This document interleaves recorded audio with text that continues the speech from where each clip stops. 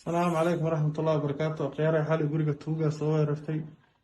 xalay 8 saac maray ahaaday qashinka xilliga la qaadayay qashinka la qaadayay guriga tuugaa soo weerartay cabdi yarka tekarka iyo waardiyaha iyo yar kale guriga deganaa meesha fadhiyaan meeshaas iftiinka ka muuqda mooto waaye waxaana saaran 3 tuuga ah oo hubeysan hubkooda wato waxayna sameyn doonaan gawaaridaas xagga ku baakiman ku dhufan doonaan kasayna ugu dhufanaan intaas waxay rabaan attentionka kuwaan inta fadhiyo inay macnaha helaan kuwaas tuuga waaye mooto saaran xilliga qashinka la qaada ahayd 8 saac maray ahayd xalay tuuga waaye mootodaas saaran gawaaridaani ku dhacaan mid ka mid ah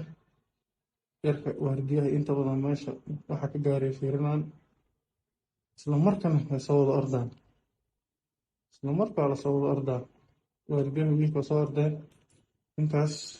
jaakad madow wato maaskiga xiran waa tuug pistoolada wataa cabdina waa kan hadduu orod ka bilaabay wuu kasoo daba ordaa guduhu kasoo dabagalaa marka waxay baaranaan wiil kalow guriga degnaay oo wiilkaana la baaran doonaa wiilkan hadda haddii aan dib u celinaa wiilka meeshuu taagnaayaan geenaa